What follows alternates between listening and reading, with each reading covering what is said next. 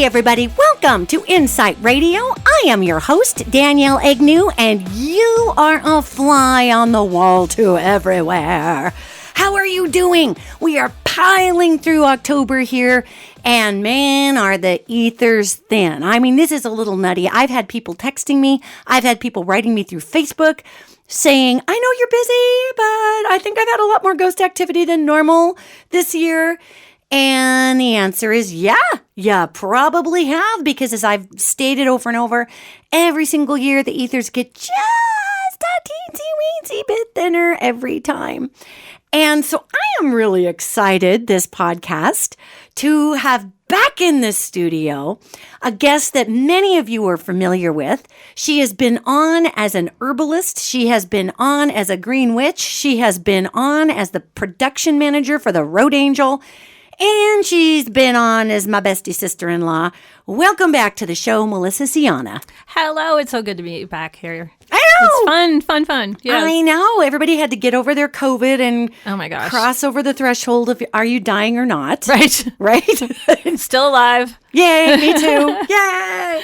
So everybody's still alive. Hope you're still alive out there as well. And, you know, Melissa and I just got done with a heck of an event. And today's podcast is going to be all about, are you ready for this? It's going to be all about ghost hunting, what to do, what not to do, what you can realistically expect, and how you're going to feel afterwards if you actually are in a heavy ghost-infested environment. And I shouldn't say infested. I make it sound like a bad thing, which is stupid. That's true. Everybody thinks all the ghosts are super scary, but that's not necessarily true. No, it's not necessarily true. So we went and we just put on the Haunted Bridger Ghost Experience. And Melissa was the human being that actually put all this together. I show up and I talk to ghosts. Melissa puts it all together. So Melissa, if I'm somebody and I want to be a ghost, I'm a ghost hunter. Yes. And I want to investigate the old, haunted, closed down hospital on the hill. What would you suggest as somebody who has not only done this for our event, but done this for Road Angel? What's the first steps you take besides breaking and entering? That's my way to go about it. Don't do that. Okay. How do you get into these places to ghost hunt? You mean the logistics of getting into a place? Well, I'd call the owners. The owners. Talk to the people that own it. And then actually the way that we usually do it is I like to go in first, usually because Danielle lives farther away from the locations that we've been ghost hunting in. So I tend to go in first, especially if we're going to bring guests in and scope it out, because I want to make sure it's safe. And, you know, like if we're going in the basement, I want to make sure the stairs are safe. I want to make sure there's actually some ghosts hanging around in there. Well, that's important. Which brings up a kind of interesting topic, because, you know, I live in an old house. I see ghosts all the time, but I don't see them as often as you do. Okay. Right? So I go into three of the buildings that we went in over the ghost hunt, just scouting it out the day before, a few days before, and walking around, going in the basements, and I'm like, okay, it's an empty basement. I really don't feel anything. I wonder what's going to happen. Right? There better be some ghosts here. This is a creepy environment. We are hoping for the best. So then the next day, or a couple days later, when you arrived, the two of us went in and scoped it out before we had guests in there too. And not only could you feel all the ghosts, but I could feel all the ghosts too. So I think maybe you're just like this weird ghost magnet. I don't know. Well, you're just like, hey, ghost, come on out now. It is a thing when paranormal activity, whether it's ghosts or angels or aliens or elementals, when they know you can see them, they do come forward. Yeah. Because, I mean, it'd be like if you were in a bar in Paris and you're hearing everybody speak French And then all of a sudden you hear somebody speaking English across the bar. That's really going to get your attention. Who's the other person I can understand? So this particular frequency that I get on with all of this stuff, those ghosts understand, those spirits understand that I can see and hear them. So it is kind of ironic you would mention that. So the first step, before I get going on what I was going to say here. I digressed. No, that's okay, man. It's all good. It's all good. It's what we're doing today. Is how do you ghost hunt really? Because, you watch these TV shows, and I'm not going to name any particular TV show, yet a lot of these popular ghost hunting TV shows, you're picking up the ghost hunting team. They're in a haunted prison or a haunted mental hospital, and you're watching them wander around. And so then a lot of people just want to go show up at a haunted hospital. Well, then they get security guards called on them, and they get all kinds of things that happen that are nasty.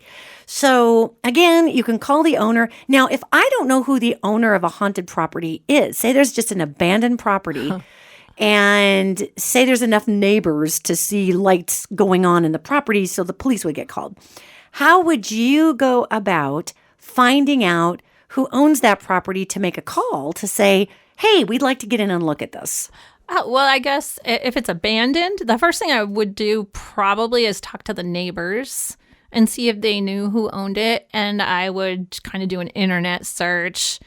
In small town Montana, it's pretty easy to find out who owns a building. This is true. Yeah. If it was a bigger city, like I'm from Connecticut, if it was somewhere back there, it might be a little bit harder. But honestly, talking to people, I've never had an experience where I was unable to find an owner. I guess last resort would be like call City Hall or the county courthouse and find out who the owners of the property are. That would be like the last resort thing. Well, right. And that would make a lot of sense, know.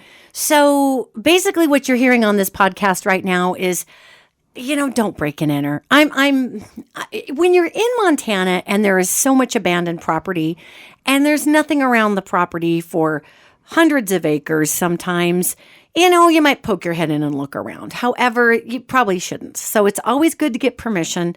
There was a situation where one of my cousins and I were up in Virginia City, Montana, which is super, super haunted.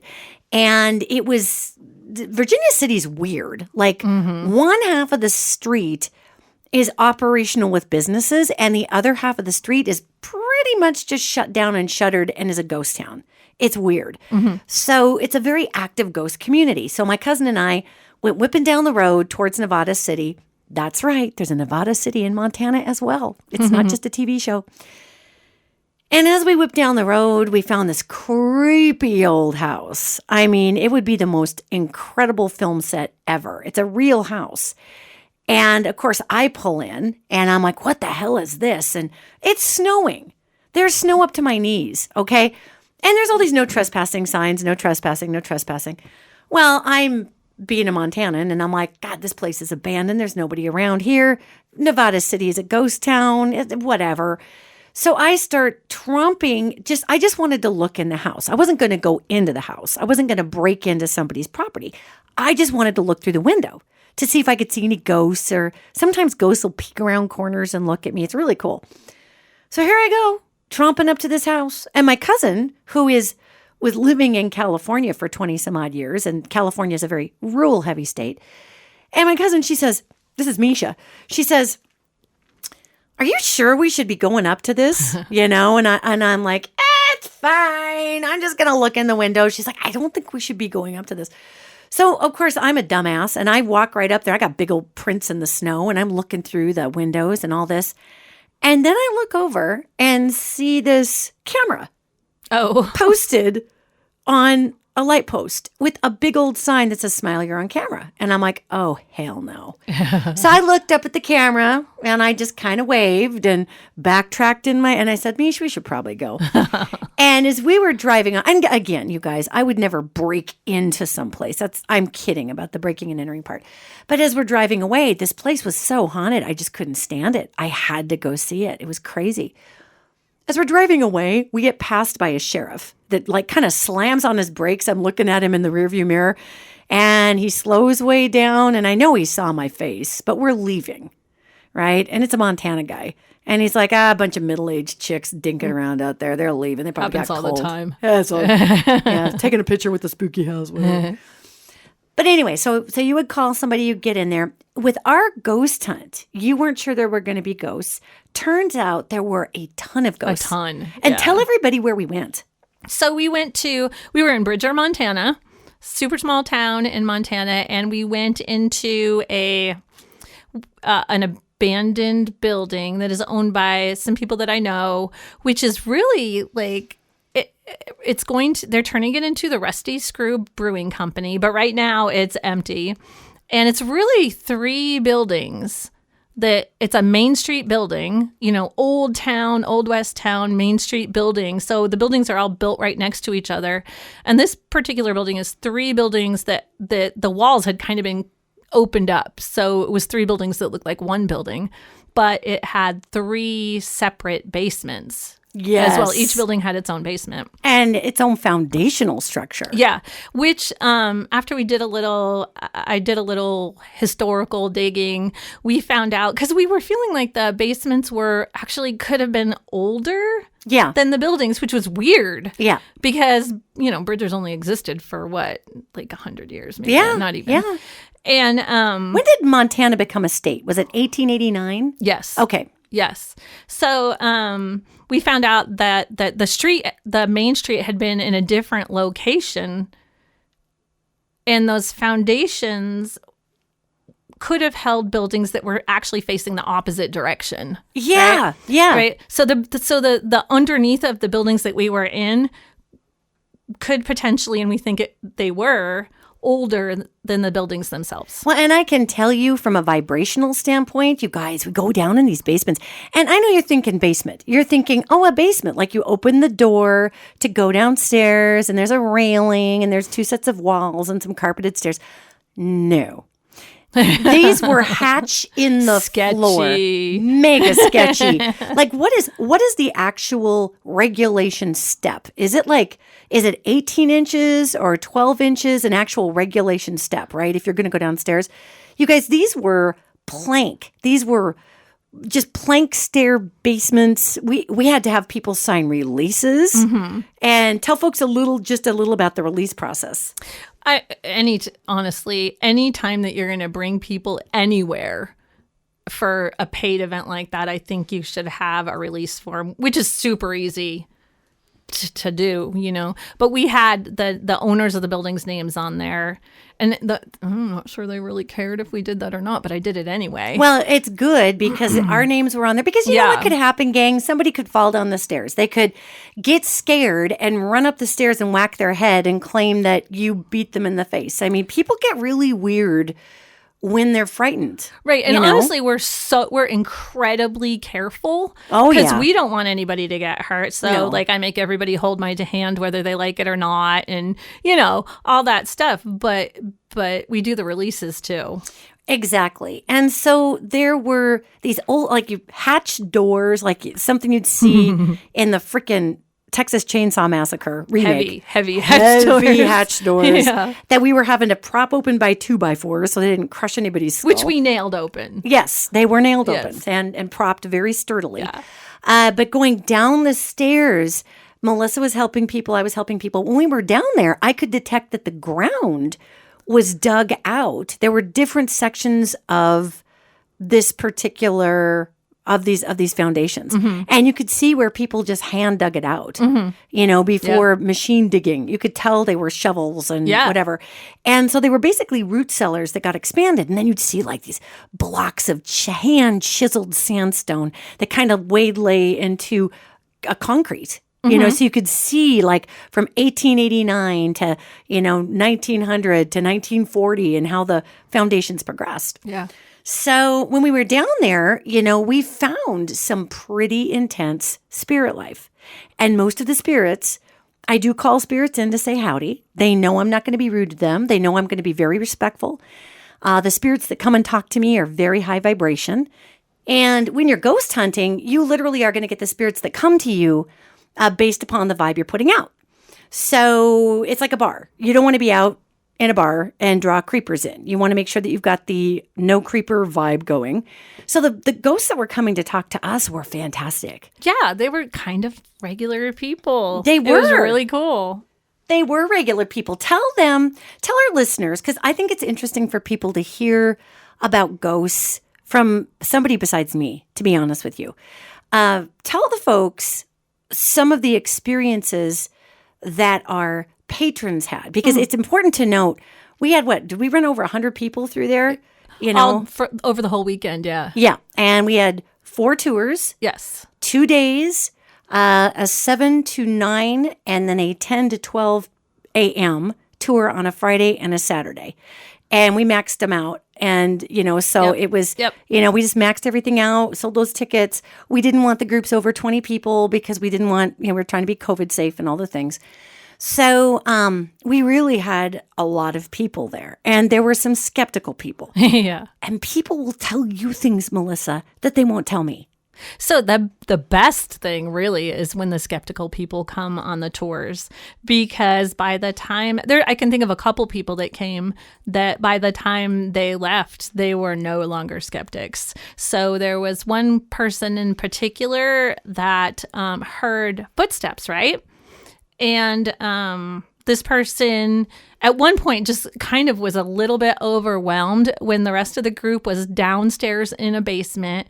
So they came back upstairs to just take a break. Because she started coughing too, which is also when you're ghost hunting, if you feel a lot of pressure in your chest or upper bronchial region and you start coughing, that can also be a change in etheric pressure. Yeah, it can be dust. It can be a million other things. And yeah, we were in a dirty basement. I mean, like literally a dirt floor basement, but nobody was kicking up dust. No. And all of a sudden she just started coughing. And that's oftentimes a sign that you have a lot of spirit life that's quite close to you, especially if you are an empath, which this woman, God bless her baby heart, is a huge empath. So continue. Yeah. So I helped her back upstairs while the rest of the group was downstairs, and she stayed upstairs for a while. Well, by the time the rest of the group returned upstairs to kind of the common area, she had stories. She was like, she's like, I heard footsteps, like heels on wood, footsteps. And she was asking me, she goes, did any of these ghosts, did the woman, because I was talking to a woman named Kate downstairs who had a very terrible run-in with a guy named William in an adjacent basement that we'll get to in a minute. However, Kate was wearing boots. She was wearing like clunky boots, but there was a guy a mincy little dude from the 1800s who was kind of an outlaw, whose name is Theodore, but he went by Todd. And he was wearing mincy little heels. And tickety, tickety, tickety, tick, she said she heard heels approaching her upstairs while everybody else is downstairs. Like there's not a soul in this place. Well, and then, she was trying to reason it out. And so she was thinking, well, maybe someone downstairs has heels. Maybe like they're shuffling around downstairs. Until she remembered that the basement floor is dirt.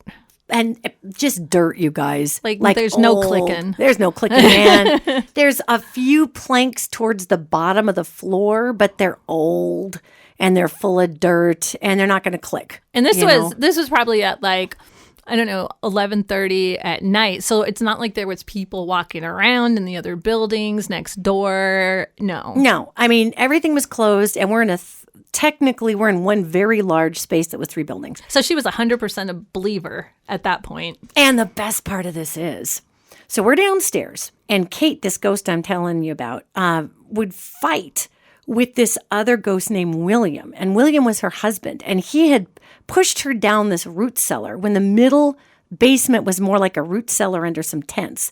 And the tents were in the temporary Stringtown, the temporary before Bridger Stringtown, this place. So Kate and William would just scream at each other in the ethers. Now, I literally had 8 hours total of these two, on and off, because we also went to another art gallery and went to another place to investigate. Yet these two spirits literally screamed my head off for 8 hours. Yeah. And they just screamed obscenities. Like when you see on TV 1920s shows and the guy's drinking and the woman's sick of it and they're just screaming at each other. That's what it was like. We're downstairs and this young man It's quiet down there, except for in the ethers, these spirits are screaming at each other. Now, it's important to note when you're ghost hunting, it's important to leave some dead space. You know, on these TV shows are constantly talking. Is there a ghost here? Is anybody present? Can you please show us who you are? Can you give us a sign? Can you knock on wood? Can you shoot a cannonball out of your butt? I mean, they're always like weird provocations. Or they'll yell at the spirits. It's called provocation. Oh, I hate that. I hate that too. It's rude. It is rude, dude. Just because that ghost doesn't have a body doesn't mean it's it's not a person who has feelings. Come on. And so you see these ghost hunters. Yeah, show yourself, you blah, blah, blah, blah. Somebody came in and like yelled at me when I was dead. I'd be like, you can just keep yelling and wasting that footage, mister. I'm going to sit over here and pick my teeth with your fear. That's what I'm going to do. So I'm more kind to the ghosts. And I said, would you like to come forward? Would you like to chat? I can see you. Is there anything the group would like to know? All these things. So it was in one of our moments of quiet with this full group of people. And this young man says, what did he say? I can hear people. Could you not hear him down there? Because you were by the stairs and he was way down in the other end of the root cellar. So he says, is anybody else hearing people fighting? Can anybody else hear arguing? Now, I've been hearing arguing for 8 hours. It's in my damn ear. These William and Kate hate each other, and they're just like, wah! And I said, oh, what kind of fighting? He says, well, it's like two people just screaming at each other, screaming over the top of each other. I said, that's William and Kate. So this young man was clairaudient, and he was hearing this downstairs. Mm-hmm. Now, go back up to our lady who has ejected herself from this root cellar, up the creepy staircase, and is out drinking a beer because the Rusty Screw Brewery had donated this gorgeous blonde ale that they made just for the event so people could have a complimentary cup when they were done. And she's drinking this beer, and she says, this is before we found out about the footstep thing. When we were all upstairs after the ghost hunt, and she was up there, her eyes were as big as saucers, and she says to everybody, did you guys do an exercise where everybody was just screaming at each other down there? Did you do some kind of like provocation where everybody was just, ah, and then just get really quiet? And I said, no. And she asked that question several times. Yeah. She goes, no. Like everybody's screaming at once. You didn't do that. No. Well, she heard all this screaming, like we all were screaming downstairs. And she walked to the entrance of this root cellar basement. And it just stopped. And that was before she heard these footsteps. And at a certain time during that ghost hunt, after the young man said, you hear people yelling, I had mentioned, I said, ooh, there's a flood of other people coming in. And they were kind of these outlaw friends, these dead guys of this jerk named William, who was in the next cellar over. And so why don't you tell everybody how this woman who's very, very religious, extremely very Catholic. Why don't you share with them what her remedy was for her deep fear that she was having? Well, I'm not sure if this is the remedy to which you're referring, but she left and went next door and had a couple shots. There's a bar, the Dry Creek Bar. She wanted to dull that. She literally left while the rest of us were debriefing. She's like, I have to go next door. I'm going to go do some shots. I can't deal with this. She may have been a bit overwhelmed. Yeah. And so, I mean, when you are going to lead a ghost hunt, it's very important if you are the ghost hunting leader that you make sure to set the ether. You set the vibration for people. Because if you are leading a ghost hunt and you're inviting people who have not had a lot of experience, you are literally responsible for those people. Mm-hmm. You know? And so let's talk about going to the gallery space and tell them about the cool gallery space that we went to. So the gallery's across the street, and this building has been in the same family for 80 years, let's say. Wow. I think it's been that family the whole time. I didn't even know that part. That's cool. Yeah. And so it's on the other side of the street, so it's not quite as old as this first building that we were talking about. Yes. And the stairs are not quite as sketchy. But the thing that was really interesting, we went in the basement of that one too, which was a full big basement with a dirt floor. the thing that was most interesting about those two is they were completely different. Like, I feel like the art gallery basement, everybody got warm in that basement. Yes. As opposed to the brewery basement, everybody was freezing. Yes. And which is really weird. I just want to note really quickly on that. The basement where we were in, the brewery basement, which is 3 different places, it was dirt. And dirt basements hold a consistent temperature. Yeah, the ground stays the same temperature. Right. Always, yeah. And when we were in the basement of the gallery, a portion of the basement was just boards on dirt, and then a portion of the basement was poured concrete. And in both of those areas, it was a little more finished basement with the poured concrete. A little bit, yeah. Both of them, everybody just heated way, way, way up. So you can either feel, if you're ghost hunting, you can feel ghost presences by getting very, very hot or very, very cold. It just depends on how the ghosts are interacting. Yeah. I don't know. I feel like the art gallery basement, the ghosts in there, I almost said people, but they were people, just without a body. Were sad. A little more like, it was more depressing. Yeah. There was some sickness. Personally, I found it less calmer, but more unpleasant. And that's where, so this is something, it's true, because the ghosts, a lot of the spirits had died of the 1918 flu pandemic, of the Spanish flu. And now when I say Spanish flu, I feel bad. Like, is that like China virus, but retroactively? Oh my gosh. God, that really bad flu in 1918 pandemic. How's that? So when this occurred, a lot of these people were disrupted. A lot of them died in their sleep. They died of their lungs that just filled up. There was a spirit named Emily who was sitting on these stairs in a particular portion of this art gallery basement.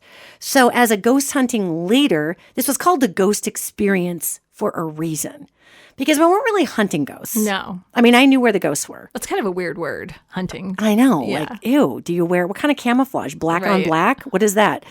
So, I mean, it's, here you are. So this spirit, Emily, had died in the 1918 flu pandemic.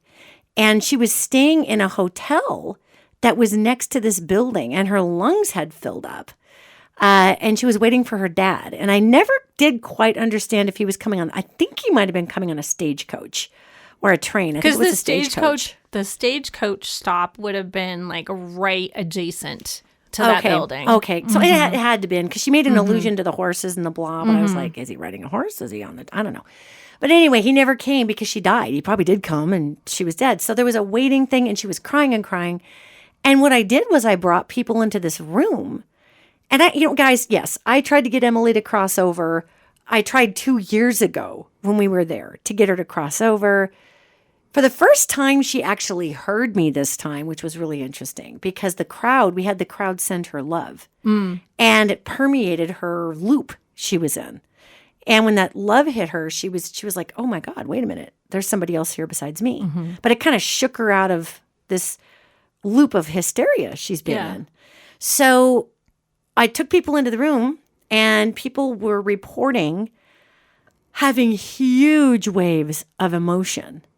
And I think you had somebody talk to you about that. Well, a lot of people. There was a lot of people that were crying. I had an interesting experience with that particular room, and that it was by the 4th tour. So we had already spent 6 hours. Well, we had been in this room 4 or 5 times by the time this happened. And I was standing in the doorway to the room with my back to the room. And I didn't really, I felt melancholy, but I could feel like my lungs filling up with fluid. It was crazy. And you started coughing. Oh my God. And it was embarrassing because I'm supposed to be like, helping with the event and stuff. And I am coughing. There's tears running down my face. I'm like, literally, I'm wiping tears off my face. It was dark, so you couldn't see me, but it was terrible. And I was like, wow, this is not me. This is not me. And finally, you were like, Melissa, you want to switch places with me? Yeah. And then we switched. So I was like, 5 feet away from the room, stopped immediately. Yeah. It was so weird. Yeah. And because it's the COVID era too. Yeah. So here you're coughing and you're coughing and you're coughing. And I'm like, Melissa, you want to? And I was like, help me. I know. I'm like, why don't you switch places? I think, because this is another important thing to note when you're ghost hunting. Oftentimes, spirit energy will come through the back between the shoulder blades. It will come through the back between your shoulder blades and it'll affect the heart chakra. So when you were standing over there and you're a massive empath, you were feeling how this young lady died. She drowned. She got a really high fever. She passed out. She went into a coma. While she was in her coma, her lungs filled up with liquid and she died. That's how she died. Yeah. So she was asleep when she died, but that's how she died. So you're over there coughing and coughing and coughing and coughing and you sounded like you had goobers in your lungs. Yeah, it was terrible. And that's why I'm like, everybody, and you even said, you're like, it's not a COVID cough. Like, you guys, I'm not sick. It's not a COVID cough. It's just because of that doorway. But that is a spirit manifestation that will come through the empathic sense when you are out there ghost hunting. So that's important to note. And we did have people who had huge emotional responses. Yeah, we did. I asked the spirits in a couple of different locations down there. We had like 3 different rooms we went into. And one of them, I said, can you show us how you feel? Can you just pour it out of your heart, how you feel? We'll feel it. If you can just feel how you feel. If you need to put words to it, just go ahead. How do you feel? And this was when we were in that long room, with the concrete floor. It got super hot out of nowhere. And you guys, it's October in Montana. It's not hot. Well, and we were in a basement. So, I mean, what are basements? 55 degrees? Like something like that. The earth maintains a constant temperature. Right. So, it shouldn't have been hot. Matter what. Right. And it's not the kind of basements, guys, like in your house. These are dirt. Yeah. They're just dirt and dug out. With this one had a little bit of a concrete floor, but whatever. So people, all of a sudden, I can feel the heaviness. And also, if you're leading others in a ghost hunt, especially people who don't understand what they might be experiencing, I have found it helpful to give other people permission to bring up something they're experiencing. For instance, I'd be standing there and I would say, wow, I'm getting really hot. I'm curious, is anybody else getting hot? And nobody has to say, yeah, I'm getting hot if they're not. But people would just be like, yes, I've been boiling over here. Oh, my God. It wasn't like power of suggestion where they're like, I don't know. Am I hot? Maybe I'm hot. Am I hot because I'm ghosty? I guess I'm hot. People were like, yeah. They're like, I'm hot. Yes. And so if you are leading a ghost hunt with inexperienced folks, there are some paranormal investigators out there that are like, you shouldn't do that. It leads people on. You're leading them to believe something. Well, no, you're not. You're either hot or you're not hot. We had some people say, no, I'm not hot. And a bunch of people going, oh my God, I'm boiling. And the minute we walked back out into the main room and turned the light on, they were sweating. Yeah. They had sweat on their brow. They had sweat on their lip. They weren't making it up that they were hot. They got as hot as I got. And sometimes the sadness can feel very hot. And while we were standing there, all of a sudden I start hearing in the dark. And I'm like, is everybody okay? And 2 or 3 people were like, I'm crying and I don't know why. Yeah. And I look over and one of these spirits, whose name was John, was standing right behind this woman who was just bawling. And he had the most serious look on his face. And he was just passing out that he was sad. He was sad about the way he died. He knew he was dead. He was sad that he didn't get to say goodbye to his family. And I kept trying to get him to go see his family somewhere else, but that doesn't always work. So people felt the emotions big time. And did you tell me, or was it a text, or did I see it on Facebook, that there were some folks who didn't believe until they felt the emotional stuff? Yeah. Yes. Somebody mentioned to me that I ran into a couple days later that said that they people just come for fun sometimes, or to see if there really are any ghosts. And this person just came for the heck of it without being a real believer in anything other than what's concrete in front of them. And she said, wow, that totally changed my life, which is cool. And it brings up another topic about like experiences like this can be more than just, it's a fun ghost hunt. Yes, it is. It's a fun ghost experience, and we really designed it to be fun. Yes, we did. However, when you begin to realize that there's more to the world, right, than what you thought, like it opens your mind to believe in all kinds of things. And what's better than to help people become more open-minded than having them experience something they can't see? Right. Because you really can't dismiss your own emotional scape. And I wasn't a leading suggestion. I was not down there telling a big fat story. I wasn't down there going, oh, there's this ghost John, and he's so sad because his wife died and blah.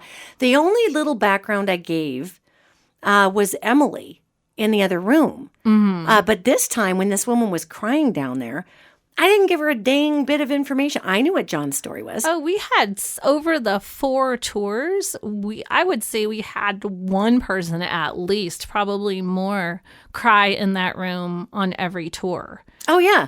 And like, who wants to cry in public? Nobody. And especially on a ghost hunt. I mean, that just makes you feel like a dork. You know, you're like, oh my God. So I think that was so real. Well, it was. And you can tell when people are uncomfortable crying. And again, it wasn't like I was feeding them a narrative to play on their emotions. I would say, oh my goodness, this is all I'd say. I'd say, I am feeling a lot of emotion right now. Is anybody feeling any emotion? Now, I could feel all these people around me trying to choke up. I'm pitch black dark, right? And I can feel these people clamping down on their crying response, and they don't want to say anything. And it's like, what does she mean? And then I would say, gosh, I feel a little bit sad. And then boom, there it would go. People are like, I can't stop crying and I don't know why. I don't know. This is weird. You know, because that empath was being affected. Yeah. And so we had people hear sounds. We had people who were touched. Yes. So I agree with you. It was much more sad at the gallery. We go back across the street where the Stringtown original 1800s places were. Mm-hmm. And we're down in those basements. And people were getting touched. Yes. Yes. And tell these guys about James. James in the basement at the very end, and the young lady, this guy named James, he was from Ireland. He was an Irish immigrant. He was deceased, obviously. And he kept talking like this. I'd do a terrible, terrible Irish accent, but he'd be talking and saying, oh, this bonny lass, she's a pretty one. And he'd come up and he'd like stick his knee behind her knee, you know, like when you're farting with somebody. So she'd be standing there and her knee would buckle out and she'd be like, oh my God, somebody just pushed me from the back. I'm like, yeah, that's James. He thinks you're pretty. So he's kind of messing with you. But there was no inappropriate touching. No, there wasn't. You know what my favorite part was? What? When everyone smelled, or several people smelled the cooking. Oh. And that was so cool because I smelled, I'm the first one that was like, I smell food. And then 2 or 3 people were like, that's fresh baked bread. And the neat thing about this is, so when you are a medium and you're part of a ghost hunting team, you don't want to give people too much because you don't want to affect their information, because you don't want to affect their experience too much. Mm-hmm. You don't want to front load them on information. You want them to discover things. Now, in the same basement where we met James, his wife's name was Millie. Yeah, she was my favorite. I loved Millie. Me too. 4'8", probably 365, man. Millie was just a no BS kind of lady. She kept yelling at me, saying, you better not be expecting to eat my stew. I didn't make enough for all your friends. She was pissed. She looked at me like, you trashy biatch. What are you doing? People in here. I don't have enough food for these people. So, I mean, literally, but she was hysterical. And I didn't tell anybody she was baking bread. I looked over. No. I could see she had like this really large, like a big iron pot. It kind of looked like a cauldron, actually. And she was making this lamb and chicken stew, which I think is a weird combo. But she was making it with potatoes and carrots and root vegetables. It smelled really good.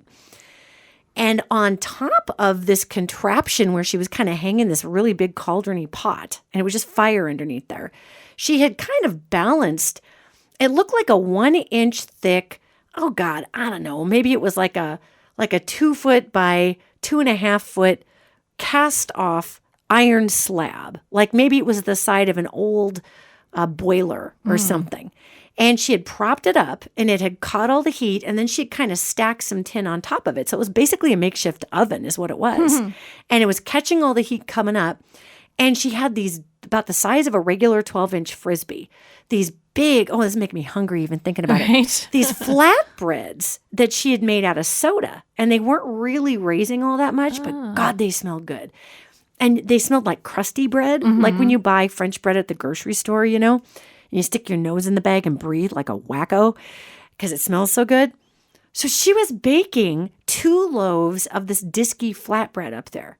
And I never said anything about that. Nope. All I said was, okay, she's making this stew.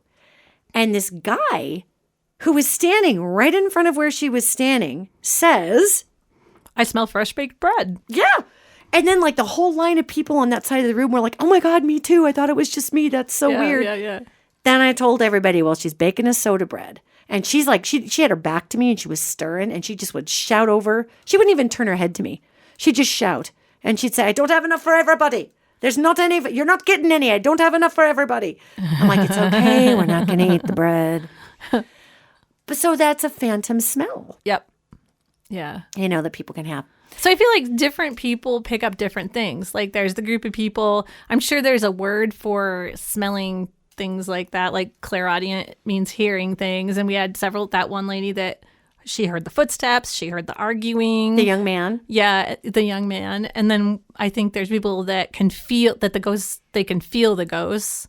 That's right. The and empaths. then there's people that like the smell thing. I love that. I have that. Like I can smell the different things. See, and that I think the smell part, I think that's more closely related to the gift of empathy. I mean, they call them phantom smells, but it's in the portion of your brain that's emotional. Like if you smell something, you automatically remember the memory that was associated with the smell. Yeah. So I think it's part of the empathic gift somehow, but I'm sure there's some fancy name for it. I don't know what it is. Claire Smeller. It was cool anyways. You're a Claire Smeller. Yeah. So then we had the middle basement. The middle basement, yes. And the middle basement, you and I made a decision to go down into that basement when we were checking out all of these spaces to make sure that people could get down there. Yeah. Because, I mean, you do want it to be safe. The middle basement was challenging to get in because the stairs were really narrow widthwise. They were very, very steep. And the hole to go down the basement was not nearly as long. It was like a little hatch, half as big. So as you were going down the stairs, you basically had to like bend at the waist or you'd whack your head right off. Yeah. And there was no light. There were no lights down there. It would have been hard to fit 20 people down there. It was tiny. There was a big old sewer pipe that ran like an old iron one that ran right through the middle of the room. And there was but that wasn't the real issue with it. The real issue with it was that there was a malevolent spirit down there that identified himself as William. I tried to call him Bill a couple of times and he got real violent. And this would be a person that we would consider a sociopathic predator. He was a bad guy. He was a outlaw in essence. And what the hell he was doing out there, I have no idea. He was so different from all these other townsfolk ghosts. My guess was he was passing through with his posse. Something might have happened to his posse. I don't know, or to him.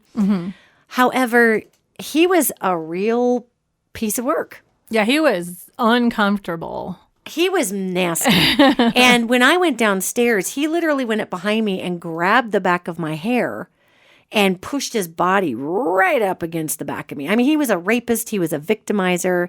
He was just a jackass. And he knew I could sense him. So I thought, oh my God, we are not going to take people down here, get their heads whacked off. It was kind of a sketchy staircase. It was safe enough, but it was sketchy. And where the hell to put all those people? And if something started happening like that and we had to evacuate 20 people out of a tiny space like that. It would have been a mess. People have been whacking their face on that sewer pipe. And what kind of experience did we want to engage for those people?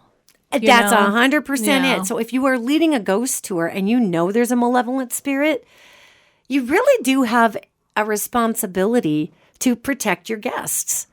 And I know there's probably a lot of people out there going, no, bring it on, shut up, I can do whatever I want. Well, you're right, you can. But when people trust you and they've never done this before and they're going into a space like that, and you know there's a nasty ass spirit that is so angry that it can actually grab a fistful of your hair and pull your hair in back and shoot a nasty feeling through your back that makes your heart chakra cold. Like if you've ever had an icy and you drank it too fast and you get a brain freeze. Yeah. That's what nasty spirits feel like. Yeah. In your chest and in your head. So we went downstairs, and it was just you and me, and it was freezing. It was so cold in that basement. And you guys, considering these basements are only separated by a wall. Okay, you've got the first basement, the second basement, the third basement. A wall of dirt. A wall of dirt. Yeah. It was so cold down there. It was freezing, like see your breath freezing. It was so cold. And there was also this creepy beer cooler because this space that we were under and this sort of half a basement or root cellar had been a bar for a long time. Which is so weird. Can you imagine the workers carrying beer up and down those crappy stairs? No. That must have been horrible. No, I cannot. I mean, just to have that much weight, those stairs were super steep. It was ridiculous. And no banisters, by the way. There just weren't any. And we took the people down into the sketchy basements where, Melissa, you could stand below and put your hands up and help people down. You kind of on the side of the stairs. Correct. Yeah, to keep people from falling off the side. Right. You could act as a banister. And the gallery had a banister. So that was a little different, even though the one side of the stairs was totally open. So this was different. And tell everybody about the cooler, what it looked like. Because it's not the kind of metal cooler you'd think about. Like when you go downstairs, what did the cooler look like? So the cooler was just like this room in the basement. I think that at this point it had concrete sides, I think, if I remember correctly, and a wood door that was lined with cork. But it was like 2 inches thick of cork. So I don't know. I was wondering, like now most recently, I think that they had put some kind of cooler in, but it was built probably underground because it was easier to keep it cold. Right. They'd throw ice blocks in there. Yeah, because I bet you originally it was like an ice cooler instead of an ice house. Yes, instead of an electric one. But boy, the first thing that you think when you go down those stairs was, wow, you could keep someone down here and nobody would ever know. And that was the energy that came off the cooler. Yeah. So I opened up the cooler, and I didn't even open it all the way. It was disgusting. We didn't go in it. No. You and I didn't go in it at all. We were like, no. There was a blast of energy that came out. And I'm guessing the cooler went in maybe in the 20s or 30s, right about there. The blast of energy that came out of it was just heinous. It was underage victimization, underage gang rape, get somebody too drunk, drag them down there, close the door. You could scream your head off. Nobody'd hear you. Right. I opened the door and I got hit with this repeated awful vibes. Now, I'm not saying the bar owners did that or whatever. I mean, anybody could have gotten down there and done it. Right. A worker, who knows? Yeah, who knows? Who knows who did it? But the fact is, William was down there. Now, William wasn't doing this.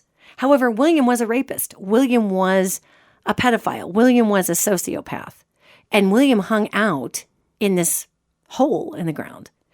And so that energy of William would attract a real person to do yucky things. You know, that's a place vibration.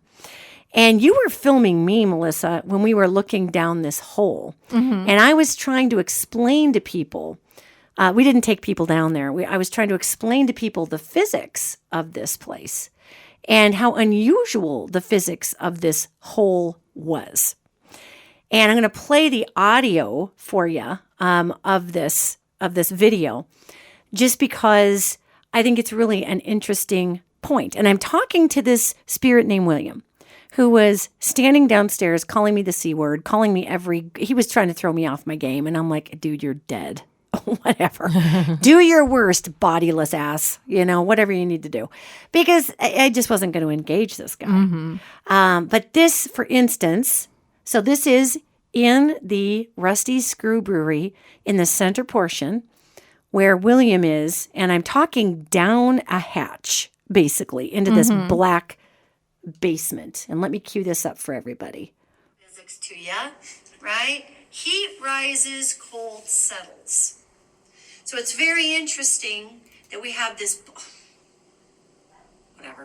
we have this blast of cold. I'm getting called every anatomical female part you can possibly get called right now.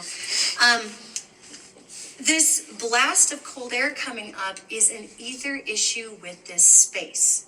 Now, once the brewery is in here, and this whole space is going to be a giant brewery, it's going to be the Rusty Screw Brewing Company. And once it's here and there's people happy and drinking and laughing and all that electrical's going, well, William's going to have a hard time and he's going to have to probably live somewhere else. Whatever. Okay. So, that was me talking to him and he was screaming up. And I wanted to point out to people that the physics is that cold settles and heat rises. But we had this blast of freezing cold air that was just coming out. And it was really difficult for people. I guess I should kind of smush in, but don't fall in. How's that? I'm asking people to get around. As much as we can without falling into a pit with a creepy ghost. Because people wanted to see what was there. No, that's a bummer Saturday. And we're not going to kill anybody. So you guys, there's a couple of principles that I want to talk to you about. As you can see, this is just basically a hole in the ground. There's really no power down there. It's creepy. And I have a very high tolerance for creep, and that set my creepy alarm off. I'm like, ew. And the guy who owns the building, Josh, he did fix the stairs, but they really are, this is just a rotten thing. Now, everybody who felt really dizzy in the last location, when you go down the stairs, this is a huge vortex, the whole thing. You're that dizzy going down the stairs. And that was something that I wanted to convey to people too, is that vortexes can occur when you've got a lot of negative energy that is built up. And so, we had a bunch of people that were kind of looking down the stairs. Now, as we got to the end of the tour, it was the last tour on Saturday, and it's midnight, and everybody's leaving. And there was just a handful of our personal friends who kind of straggled behind, maybe 4 of them. Yeah. And they signed releases, and one of our friends, Mackenzie, he's a little poop starter, and he says, "You Aquarian poop starters, I tell you." And he says, I'm kidding. I love Mackenzie. He's such a doll. He's just a dolly face. And he says, "Well, we did sign a release. So any chance we can go see William?" And you know what? I handed him a flashlight and I said, "You go right on ahead." Yeah, it took a little more convincing for me to think that was an okay idea, because that space totally makes me feel protective. I was like, do not go in that cooler and do not shut that door behind you. Yeah. And of course, what did they do? They all went in the cooler. I know. And so then I had to go down and watch them because I was so worried. I wasn't worried. It was weird. It was we had been in this space that's 4 times. I mean, we had been around a lot of ghosts already. And I think I was starting to get a little fatigued from the whole thing. And it was the more you're around the spirit activity, the more intense it feels. Well, and the more intense the spirit activity is, because it understands how to connect to you, so it comes out. So there were about 4 people that went downstairs, and you were giving me stink eye the whole time. I was starting to feel, it was not mine. It was like the fear of the space I was feeling, Yeah. It was bad. Yeah. So here's Melissa looking at me like, "Are you a crazy person?" Totally giving you stink eye. I was getting such stink eye. And I looked ahead in the future and I realized nothing bad was going to happen to anybody. But I wanted them to feel the difference in the spirit life that we had engaged all night long.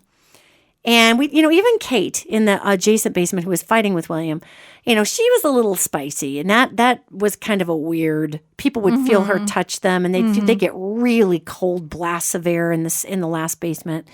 Yet I wanted them to feel this group, because this group was going to be my daredevils. This group was going to go in and, God bless them all, trespass somewhere and go into a crazy haunted mental hospital, right? Yeah. So I wanted them to, in an environment that I could at least moderate somewhat, to feel what it felt like to go into a crappy place. And I told them all, I said, "I don't know why you guys want to go down there. It's like walking through a big field of dog poo with bare feet. But if you want to feel the dog poo squished between your toes, metaphysically, you can go. So I'm handing them flashlights, and it was Mackenzie and 2 other guys and our friend Dawn. Yeah. Our daredevil friend Dawn. And man, they just flew down that basement. Now, I think they lasted maybe 2 minutes. Maybe. They came flying up those stairs like their tailbones were on fire. But you went flying down the stairs going, great, now I have to go check on him. And I'm like, you don't have to go down there. You're like, I do. I'm like, oh, okay, go for it. So there goes Melissa. And Melissa goes flying down the stairs. And once she gets to the bottom of the stairs, she starts recording. So this is what I hear up above. And I wish you could see this video. It's just this pitch black thing with people's feet disappearing. Well, I'll play it. I hate it down here.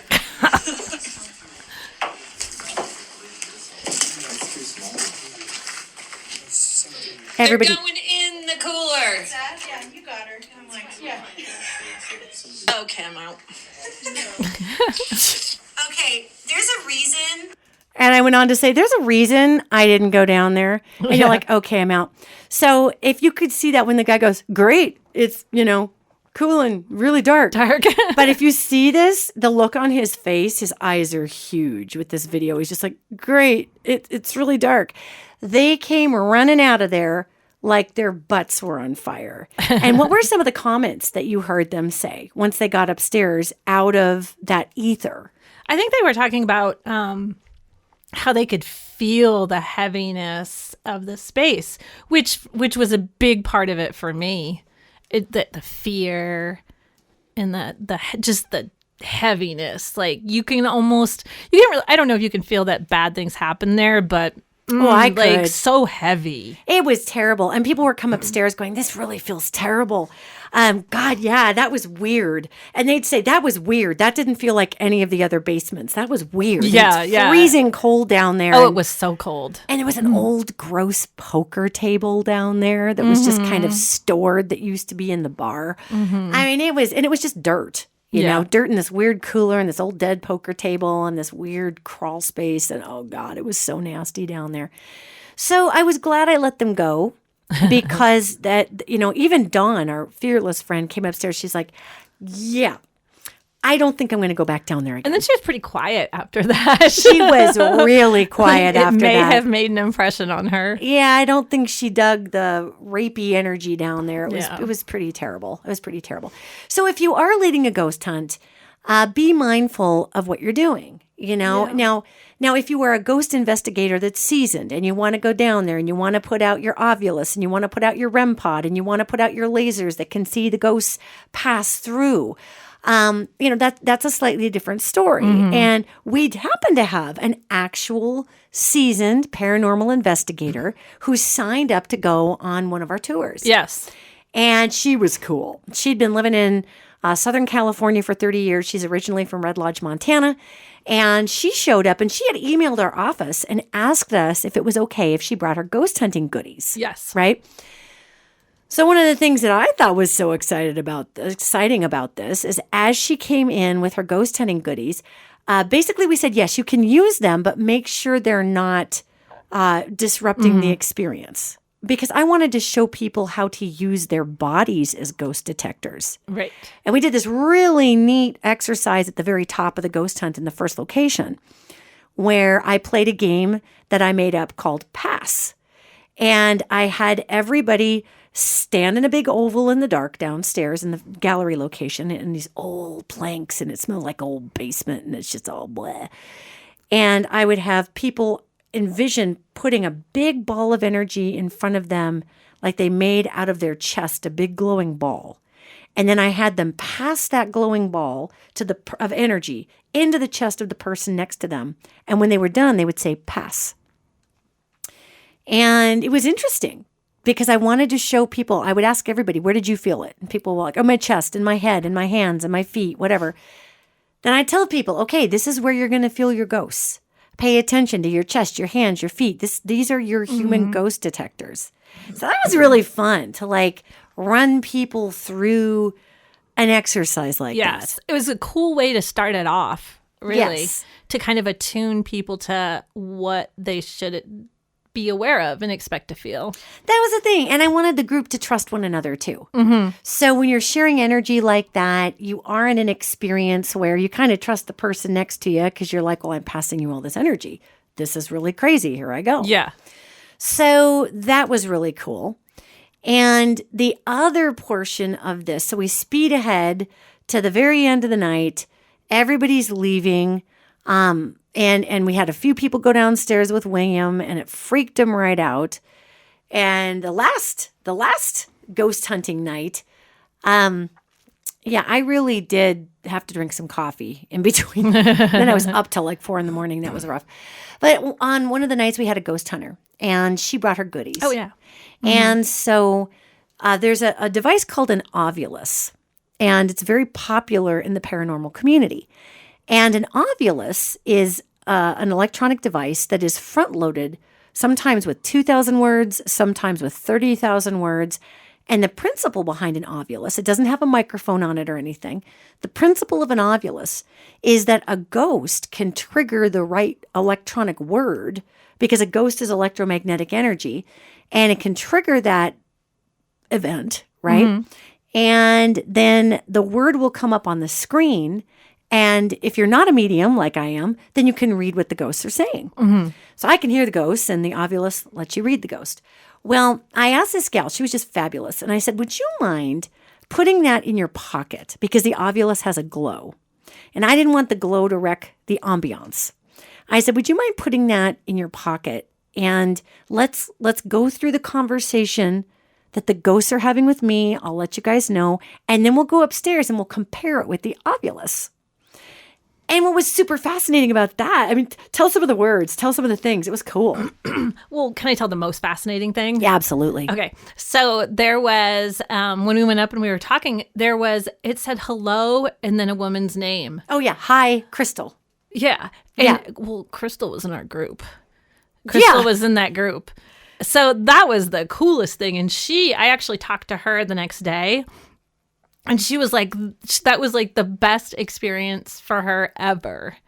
The ghost actually. And I think she was feeling ghosty stuff too. She was. Like maybe being touched. She was feeling being touched. Something was on her shoulder. But the woman that had the equipment didn't know that there was a crystal in the group. No. So, I mean, there was no way that could have been anything else than...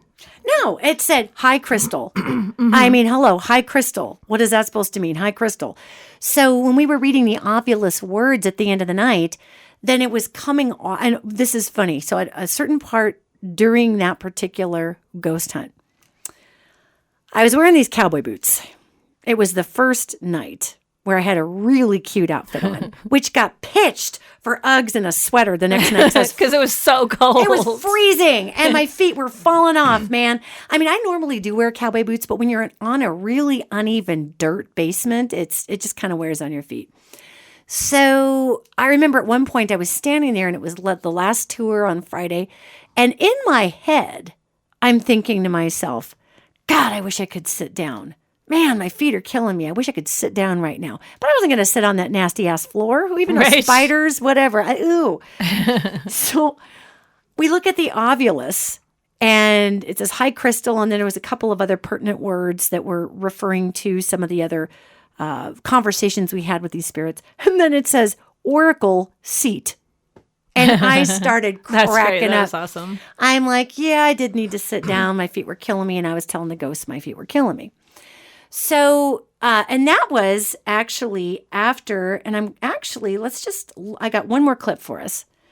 And this is when we were downstairs in the third basement. This is where William wasn't in this basement. Kate was in this basement. This is where the young man heard the phantom voices. A lot of people were getting touched.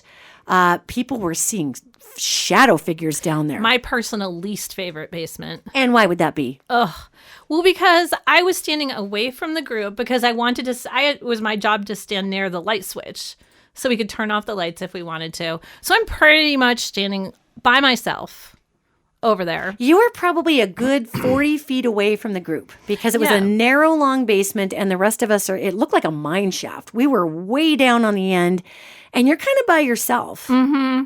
And I think, well, the first time I'm pretty sure it was this spirit named Todd. Yeah, old Theodore. And he just got so in my face. Like, if he was alive, I'm sure that his nose would have been touching my nose. And it was icy cold. And I kept, like, trying to tell him to give me some space. And he was very persistent. Yeah. And then I think as the next group came, there were more men. Yeah, there were moments that were like standing around me and away from the group. So like it takes a lot to scare me. Honestly, you can barely ever scare me. But I was over there by myself in the dark and I kept turning around. Yeah. Like I kept spinning around because I'm like, I know that it's better if you face them. Yeah, that is very much true. If you have a confrontational spirit, it's better that you put your front to them to blow your heart chakra at them rather than your back. It's easier for them to come at you from the back. But I do remember I was annoyed and maybe a tiny bit scared, but annoyed because I had to keep going around because I think they were around me. They were walking around you. And so I kept like feeling like I had to turn around to keep my front towards them. But like it was like I was spinning around a group circled around me. Yeah. Well, the same time. And then you squatted down at one point. You were kind of over it. Because I was tired. Yeah, because we all wanted to sit down at a certain point. But I was looking down there, and I can't really see you. It's pitch frickin' black. I can sort of kind of see your silhouette because there was a little teeny bit of ambient light coming down this cellar hatch. Mm-hmm. But it was from another room, and it was barely there. So then this gal who was standing next to me leans over and whispers to me and says, "Are you seeing anybody by Melissa?" And there was about 6 shadow figures that were just walking around down there. And I didn't want to say anything because I want to freak you out. And you're like, "Did I hear my name?" And I said, "Well, somebody was asking here." And then somebody just blurted it. "I'm seeing figures down by you." And you're like, "Yeah." I'm like, "Thanks for noticing, you guys." I'm down here and they're walking around. So that was very interesting in its visual effect. A lot of people saw moving shadow figures that were darker than the dark in that section of basement. Oh, that's true. The darker than the dark. Yeah. I saw that too. And so that's one of the reasons I wanted to go to that basement. And so here is just in wrapping up our podcast here, the reason I took everybody, we had these 3 opportunities. We used 2 of the 3 in that particular location because the middle one was too nasty. And I used them because they had different attributes that I wanted to show people. And the first basement where we had James and Millie, at the very end was a wide open vortex. And I was, having people stand in it. And people were like, "Oh my God," like they would physically start to turn in a circle, like they were being moved by the shoulders. And people were getting nauseated. And I didn't let them stand there a long time, but that's what happens when you stand or are in a space-time fold area. Mm-hmm. And so that was a big pronounced area there. Plus we had kind of handsy spirits in a good way, and you could smell the food in that place. Then you go up and you skip over William because he was terrible. Go to the last root cellar basement, and that was all about phantom sounds and being able to see the shadow people. And the reason you could actually see the shadow people down there and not the other basement is there wasn't the same kind of vortex. A vortex will disturb that energy. It pulls it in different directions. So, and because of the electromagnetic and geomagnetic attributes and what was in the dirt, it also supported a different type of phenomenon. So there was a lot of people that reported seeing these tall, skinny shadow figures. Mm-hmm. And that Theodore guy, that Todd, I kept calling him Theodore just to kind of hack him off because he was saying kind of inappropriate things to me. So I was like, "Okay, Theodore, my name's Todd." And he had a funny Southern accent. "My name's Todd." And I'm like, "Okay, Theodore, whatever." So just quickly here, this is in the last location. And again, I wish I could show you the video, but this is an audio format. So Theater of the Mind, people. I want you to envision something that looks like a mine shaft. And it just goes way, way back in this mine shaft. It's nasty looking. And Melissa is way down in front. And the rest of the group, and there was about 20 of us, are way down on the other side. So it'll be interesting to see what we can hear here. Ew! This is crazy. Wow. Thanks for the flashlight, first of all. And does anybody, before we leave this ether and go upstairs, does anybody want to share anything that they experienced down here that was kind of weird or unusual? Before you started talking about Kate, I heard like altercation, like yelling, which is very faint, real freaky. Well, and I'll tell you what, she was screaming and yelling at William this whole time. She was screaming at me that I shouldn't be asking her the same questions. She was screaming at him. She's calling him every dang look. He's screaming at her. She's screaming at me, saying, why are you asking me this again? So that's actually, it's called clairaudience, that ability to hear that. And I was listening to it too. And she was yelling at me, and I'm like, oh, come on, man, don't yell. So again, there's the actual account of the actual young man saying, yeah, I heard them fighting. That's so strange. So if you are going to lead a ghost hunt, everybody, I'm lucky because I have Melissa that helps me with logistics. Logistics are the quick bullet points. Logistics are important. Make sure you have permission to go where you're going. Make sure if you are leading people who are inexperienced, that you are a responsible steward of those folks and you're not leading them into creepy areas that could compromise them. Make sure that you are also, when you go into these areas, that they're safe, right? Mm-hmm. Absolutely, yeah. You're not going to get a cellar door smashing your cranium. Zip screw the doors open if you have to. Also make sure that you have emergency flashlights, not just one, because William ate mine. And so you heard me say in this last clip, wow, thank you for the flashlight. One of the gals handed me her flashlight because mine just drained right out. It was just dead. Which is so weird because I took that flashlight home and the next day I gave it back to my wife, whose flashlight it was. And like, it doesn't work. She drained the batteries and it worked perfectly. Yeah. Isn't that so creepy? I was like, oh. It's true because William, he just sucked all the mojo out. So you want to make sure that you can see everything. If you do want to bring ghost hunting equipment, make sure that it does not disturb the space. Yeah, one thing about that ghost hunting equipment I noticed is everything is like bright and lit. And it's a totally different experience with the equipment than it is without. I personally prefer without. Yes. But if you have an awesome psychic, you know. Well, and I got one more goodie. Wait a minute. The gal who was the paranormal investigator, she had a recording device on her wrist. And the recording device was picking up what are called EVPs, and that's electronic voice phenomenon. And oftentimes it's difficult if you're not like me and you're not used to hearing different ghosts talk all the time. You can record, you can audio record, ghost voices, because our brain will matrix out. It will erase what you're actually hearing. And instead of it actually having to erase it, the actual recording device will just record it. So this gal who was the paranormal investigator wrote us a beautiful letter the next day. She was such a doll. And she thanked us for this incredible experience. She's been to Bobby Mackey's out in Kentucky. She's been to some of the scariest places you can possibly imagine. She's worked with the medium on her own team, so she was used to that. Mm-hmm. So she sends me, us, this EVP. She caught an EVP on her wrist unit, and it was upstairs.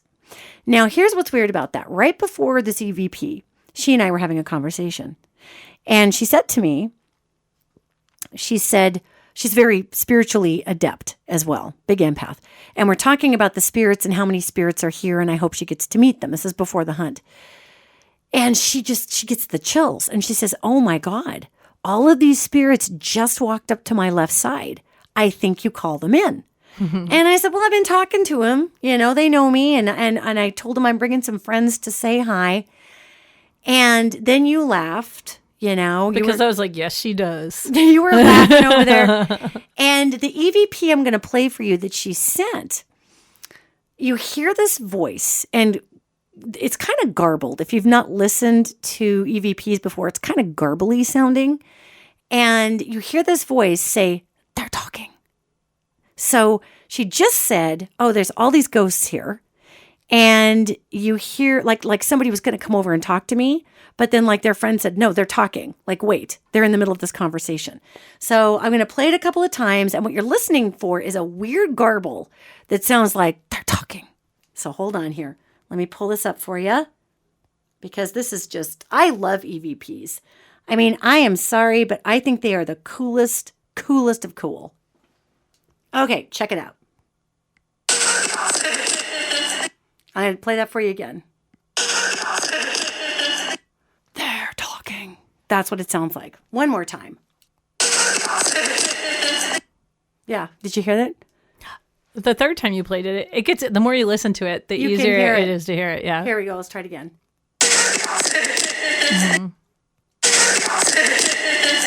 They're talking. And that's without anything having been done to that recording at all. I mean, we didn't adjust it and take out extra. You can hear me laughing like a dork. So yeah, we like didn't take out that extraneous sound or do anything to it. That's just fresh. And so this is what it sounds like if you take out the high end, if you take out the 3,000 kilohertz, the 3K above it.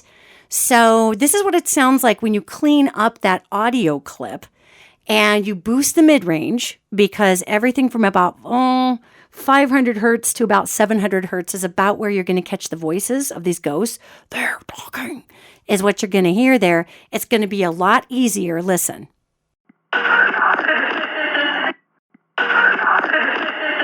Super creepy. Now you can really hear it. So that's the difference of cleaning up an EVP, right? Yeah, yeah. So, and I wanted you to hear the before and after, because if you are listening in on an EVP, it's really hard sometimes when you're screening to hear them until you run them through a noise filter. And the reason I screened out that 3,000 kilohertz and above is that takes out, muffles Melissa's laugh. It takes out the ring of the room. And what you hear is the voice that's closest to the tape recorder. And that's the most mid-range, and that's where you get the they're talking. Mm-hmm. And we had a bunch of people in that room, too. Oh, we did. It was awful, but that's why you clean up the EVP, so you can see the before and after. So wasn't that creepy? Yeah. Oh, my gosh. Super creepy. Yeah. So, Melissa, we got to wrap this up. I got the engineer over here screaming at me like this is supposed to be an extended podcast for Halloween. It's supposed to be all about how to go into a ghost hunt responsibly. So this is kind of a special edition about how to ghost hunt, how to go about it. We played you some actual responses from people. We played you an actual EVP caught by a wonderful paranormal investigator. We talked to you about how to deal with etheric differences, how to be responsible when you're leading a ghost team. If you want to bring ghost hunting equipment, great. It's going to be a slightly different diagnostic antiseptic environment than using your own body. Both methods are great. Okay, both methods are great. And if you have a medium that's ghost hunting with you, yet I really hope that this was informative for people, because my hope, Melissa, is that we would inspire a lot of people to get out there, not use that old 1990s provoking style. Don't yell at the spirits. They won't talk to you. Be kind and draw them in and share your experiences and bring healing to spaces. Because we did bring healing to Emily. Yes. Right? When we all sent her love and she just calmed down and that room lightened up a ton. Yes. So there's things you can do to help the spirits, gang. Is there anything you want to add, girl, that I forgot that is pertinent here? Oh, just like the only other thing I would add is 4 times in 2 days is plenty. Yes. You will notice that when you go into actual spirit occupations, places that are actually haunted, especially if you are the psychic or the medium or the bridge between the here and the hereafter, it is tiring. Yeah. Because you're not only dealing with the spirits, but you're managing the experience of 20 people or more. You're feeling into the emotions of people. You're trying to get them through. So pace yourself if you're going to do something like this. It's not just like running through a fun house. There is a responsibility to make sure that you stay on your game. Right. And I think the more that even a single person goes into a haunted area, that like we, by the 4th time, well, of course they knew you pretty well, but I think they also knew me pretty well. Oh, they did. So it becomes a more intense experience each time an individual goes in. That's absolutely true. It became really crazy and really intense. And as you go later into the evening, the spirit activity ratchets up. Yeah, Because, yeah. right? Because more people up on top side have gone to bed and they've turned out the lights and the electricity isn't, messing with things. Yes. And really, if you do go ghost hunt, make sure you put your phones, either turn them off or put them on airplane mode. Yes. Just because, unless you're using your phone as a recorder or whatever, but put it on airplane mode because the sending and receiving can also play tricks in digital equipment and you'll get a false signal like a sound, but it's actually digital disturbance. And sometimes digital disturbance is brought on by a spirit, so you don't want to complicate it. You just want it to be its own disturbance. So, I guess that's it, man. It was super fun, though. It was super fun, and it'll probably be another 2 years before we do another one because that tuckered me We right might out. recover in 2 years. Yeah, I think so. I got a little west out there, but whatever. Well, Melissa, thank you so much. It's so good to have you back in the studio, girl. You're so welcome. It's so good to be here. It's so much fun. We have fun. Well, gang, everybody, go out, be responsible, have fun this October, have a great Halloween, and I will see you next podcast.